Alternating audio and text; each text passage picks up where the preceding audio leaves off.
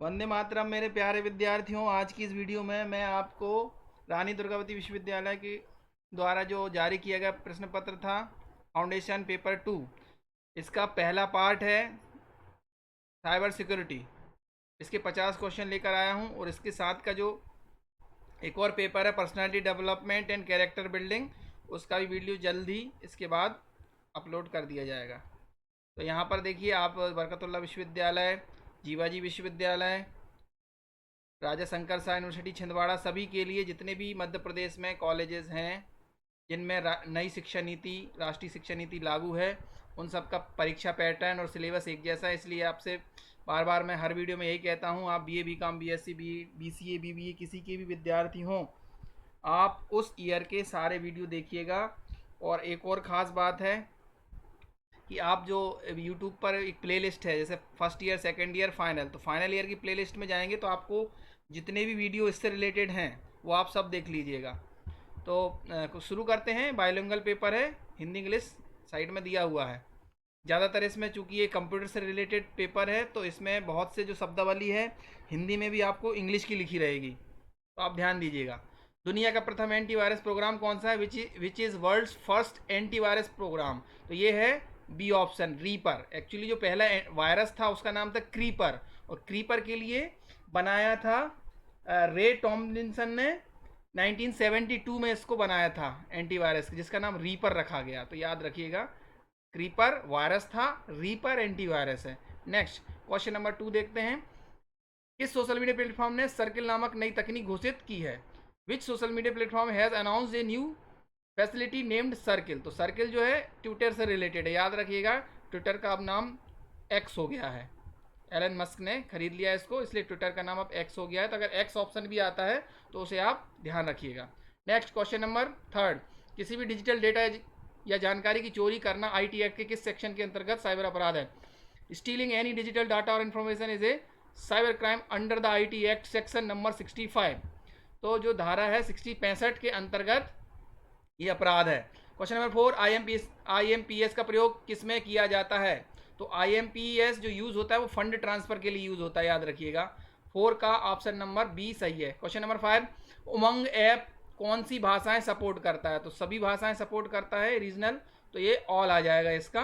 ठीक है, एक उमंग ऐप है, उसका फुल फॉर्म आप मुझे कमेंट बॉक्स में कमेंट कीजिएगा। कंप्यूटर सुरक्षा के पिता कौन है? Question number 6, who is the father of computer security? Computer security की जहाँ तक बात आती है तो इसमें नाम आता है अगस्त का। ठीक है, ए ऑप्शन इसका सही है। नेक्स्ट अगला क्वेश्चन है, क्वेश्चन नंबर 7, साइबर स्पेस शब्द सबसे पहले किसके द्वारा इस्तेमाल किया गया था? The term cyber space was first used by William Gibson. William Gibson एक बहुत बड़े लेखक रहे हैं, ऑथर रहे हैं, और उन्होंने एक कहानी लिखी थी 1982 में, न्यूरोमेंसर। ये अमेरिकी कनेडियन ऑथर हैं। देखिए, इसलिए कहते हैं जहाँ ना पहुँचे रवि वहाँ पहुँचे कभी। इतने साल पहले उन्होंने ये शब्द दिया था और आज उपयोग में किया जा रहा है। 7 का बी ऑप्शन सही है। क्वेश्चन नंबर 8, पहला कंप्यूटर वायरस कौन सा है? तो इसका आंसर मैं शुरू में दे चुका हूँ आपको। ठीक है, ये क्रीपर। नेक्स्ट एटीएम, ये क्रीपर कब खोजा गया था इसको? नहीं, इसका क्रीपर तो वायरस था, इसका एंटीवायरस जो रीपर था वो याद रखिएगा 1972 में इसको किया गया था, बनाया गया था टॉमलिंसन के द्वारा। क्वेश्चन नंबर 9, एटीएम द्वारा दिए गए डेबिट कार्ड पिन क्या कहलाता है? तो ये जो ग्रीन पिन कहते हैं, याद रखिएगा, green pin, green pin generation. Next, IFSC code में कितने अंक होते हैं? देखिए, ये थोड़ा सा क्वेश्चन टेक्निकली रूप से गलत है, क्योंकि जो आईएफएससी कोड होता है इसमें अल्फ़ा न्यूमेरिक होते हैं, यानी कुछ अंक होते हैं और कुछ अल्फ़ाबेट्स होते हैं। तो जर्नली ये कुल मिलाकर 11 अंकों का होता है, तो डी ऑप्शन इसमें सही आएगा। नेक्स्ट क्वेश्चन नंबर 11, नेफ्ट किस सिद्धांत पर काम करता है? NEFT works on which principle? तो डिफरेंट प्रकार के प्रिंसिपल्स होते हैं यहाँ पर। क्वेश्चन नंबर 11 का सही आंसर है बी, डिफर्ड नेट सेटलमेंट, जिसको आप शॉर्टकट में डीएनएस भी बोलते हैं। तो याद रखिएगा, डीएनएस का फुल फॉर्म भी पूछा जा सकता है, और नेफ्ट जो एक तकनीक है वो फंड ट्रांसफ़र की है। नेफ्ट का फुल फॉर्म क्या है वो आप मुझे कमेंट बॉक्स में कमेंट करिएगा। और अगर आपका पेपर हो गया है तो आप अपना पेपर PDF बनाकर या अच्छी फ़ोटो क्लियर करके आप मुझे व्हाट्सअप कर सकते हैं। मेरा व्हाट्सअप नंबर डिस्क्रिप्शन लिंक में दिया हुआ है, डिस्क्रिप्शन में दिया हुआ है, और एक लिंक भी दी हुई है एक एप्लीकेशन की। उस प्ले स्टोर पे आप जाना और एक ऐप मिलेगा आपको मैक्स गेनर नाम से, उसे डाउनलोड करिएगा। तो इसकी आपको PDF चाहिए तो वहाँ मिल जाएगी, आपको फ्रीली अवेलेबल है वहाँ पर। नेक्स्ट क्वेश्चन नंबर 12, यूपीआई का पूर्ण रूप क्या है? तो पूर्ण रूप का अर्थ है, इसका पूछा गया है। ये मैंने सैम्पल वीडियो बनाया तो उसमें आपको बहुत सारे बताए थे, तो आप याद रखिएगा, unified payment interface, UPI. Question number 12 का बी आंसर सही है। नेक्स्ट क्वेश्चन नंबर 13, टेलनेट एक डैश है। टेलनेट इज ए, क्या है टेलनेट? तो टेलनेट जो है वो एक प्रकार का प्रोटोकॉल है, और ये किस में उपयोग होता है? ये रिमोट एक्सेस, रिमोटली जब आप एक्सेस किया जाता है आपके कंप्यूटर को, यानी कोई दूर बैठा है और अगर आपके कंप्यूटर को एनी डेस्क वगैरह रिमोट एक्सेस करना है तो तभी काम आता है। नेक्स्ट, ये टेली मेडिसिन में बहुत काम आता है, याद रखिएगा ना। नेक्स्ट क्वेश्चन नंबर 14, इंटरनेट के जनक कौन है? तो इंटरनेट के जो जनक है वो दो लोग माने जाते हैं। रॉबर्ट, आपका इंटरनेट के जनक दो लोग आते हैं। टिम बर्नर्स ली का नाम WWW के लिए आता है, और इंटरनेट के जनक रॉबर्ट ई कान और विंटन ग्रे सर्फ, ये दोनों का नाम लिया जाता है। तो एक्चुअली दोनों ऑप्शन में है इसलिए अब यूनिवर्सिटी इसमें से क्या मानती है? ये जबलपुर विश्वविद्यालय द्वारा तय किया जाएगा। ये इनको 1997 में अवार्ड दिया गया था, अमेरिका के टेक्निकल फील्ड में इनको अवार्ड मिला था इसलिए। नेक्स्ट चलते हैं क्वेश्चन नंबर 15, जंक मेल का इलेक्ट्रॉनिक समकक्ष क्या है? The electronic equivalent of junk mail is called spam. ठीक है, तो सी ऑप्शन इसका सही है। नेक्स्ट क्वेश्चन है डोमेन एक्सटेंशन .org किस तरह की वेबसाइट है? तो ये नॉन प्रॉफिट ऑर्गेनाइजेशन होती है ना, सी वाला ऑप्शन इसका सही है। कमर्शियल में .com आता है, गवर्नमेंट के लिए .gov आता है, और नॉन प्रॉफिट ऑर्गेनाइजेशन के लिए .org आता है, और एजुकेशन के लिए क्या आता है? आप मुझे कमेंट बॉक्स में कमेंट की, ये क्वेश्चन आ सकता है। ठीक है, एजुकेशनल जो वेबसाइट होते हैं उनके लास्ट का आपको एक्सटेंशन बताना है। ठीक है, नेक्स्ट क्वेश्चन नंबर 17, ईमेल में BCC क्या है? तो देखिए, एक तो होता है मेन, अगर उसके बाद एक CC होता है कार्बन कॉपी, और उसके नीचे होता है BCC यानी ब्लाइंड कार्बन कॉपी। इससे क्या होता है, इससे इसको आप मेल कर रहे हैं तो उससे पता नहीं लगता है सेकंड वाले को, यानी BC वाले को पता नहीं चलता है कि ये ब्लाइंड कॉपी किसको भेजी गई है। Next question number 18, world wide web का आविष्कार किसने किया? अभी मैंने इसका आंसर आपको दिया था ना, इनका नाम बहुत लिया जाता है, टिम बर्नर्स ली। इन्होंने 1989 में इसका कहना चाहिए आविष्कार किया था, खोज की थी। ये सर्न से रिलेटेड है, CERN, इसका फुल फॉर्म आप बताइएगा कमेंट में। क्वेश्चन नंबर 19, इनमें से कौन एंटीवायरस प्रोग्राम है? तो ये कोई खील, मैकेफी, कैस्पर स्काई, इसके अलावा नेट प्रोटेक्टर, ये सभी क्या है? एंटीवायरस है। ये ज़्यादा फेमस है, कोई खील वगैरह। क्वेश्चन नंबर 20 है, पैकेट फिल्टरिंग फायरवॉल किस पर तैनात किए जाते हैं? Packet filtering firewall are deployed on routers, जो रोटर्स होते हैं उस पर डिप्लॉय किए जाते हैं। नेक्स्ट क्वेश्चन नंबर 21, कौन सी भाषा वेब डेवलपमेंट में सर्वर साइड स्क्रिप्ट भाषा के लिए इस्तेमाल होती है? तो इसका आंसर भी थोड़ा सा क्या है, सभी है। HTML सबसे ज़्यादा फेमस है, पर ये जितनी भी भाषाएं हैं ना, ये सभी जैसे CSS है, JS जावा स्क्रिप्ट है, PHP है, ये सभी वेब डेवलपमेंट के लिए उपयोग की जाती हैं आज के समय में। क्योंकि सब क्वेश्चन है which language is commonly used.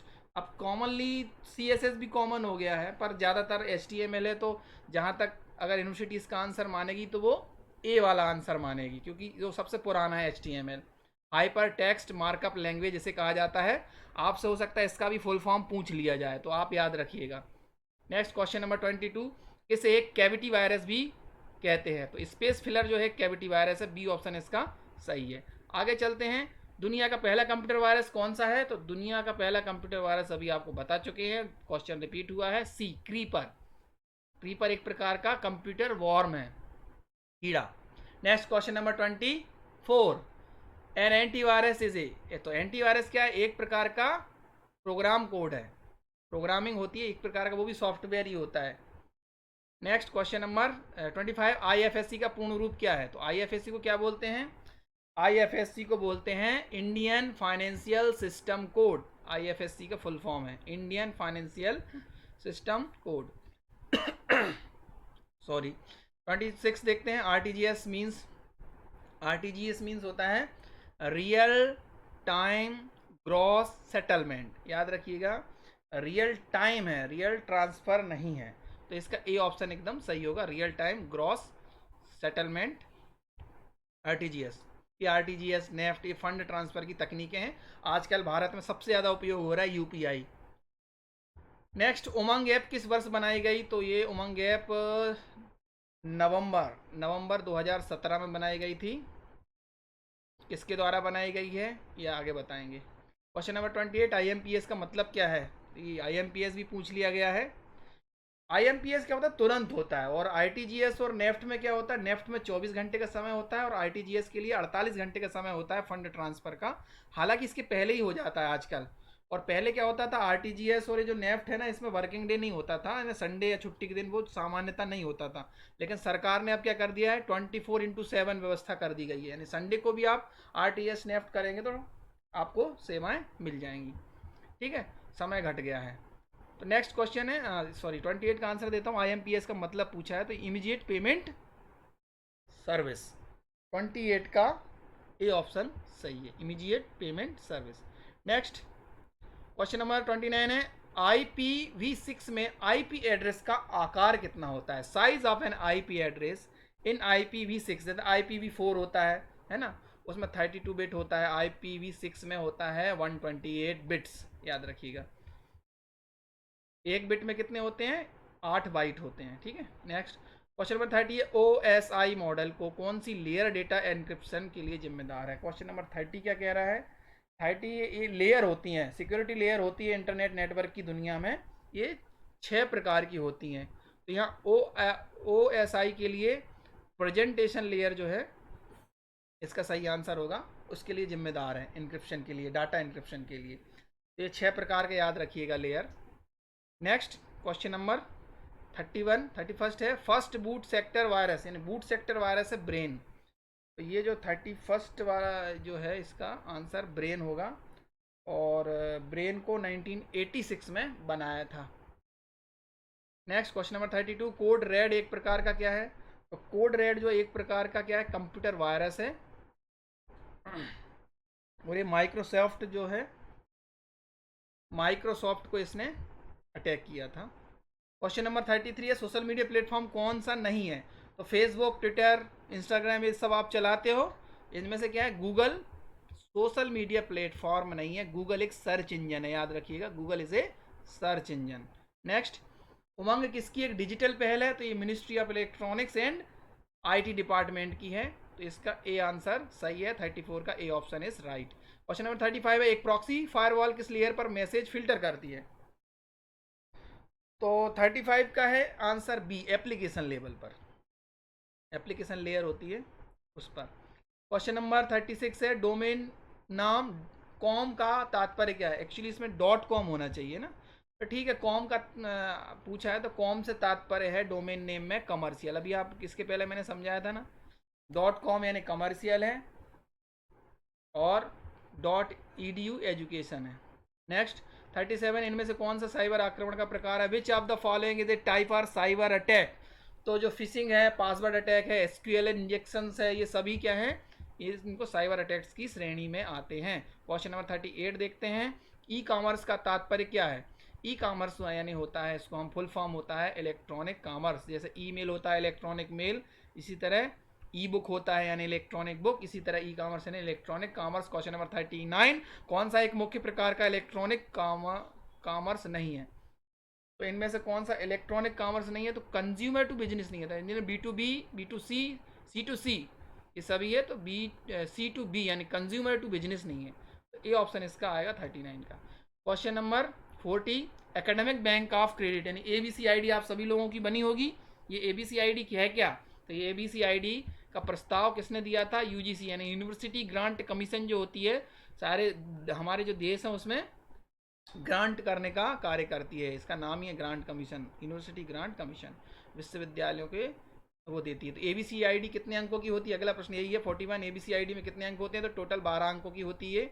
आप गिन लीजिएगा, आपकी आईडी जितनी होती है उसको गिनिएगा। क्वेश्चन नंबर 42 है, वन टाइम पासवर्ड क्यों सुरक्षित है? क्वेश्चन रिपीट हुआ है, ये इसलिए है, OTP का फुल फॉर्म भी पूछ सकते हैं, यानी one time password OTP used for one transaction only, इसलिए ज़्यादा सुरक्षित माना गया है, क्योंकि एक बार आप OTP यूज़ कर लेते हैं फिर उसका कोई उपयोग नहीं होता है, दूसरा ही चाहिए होगा आपको।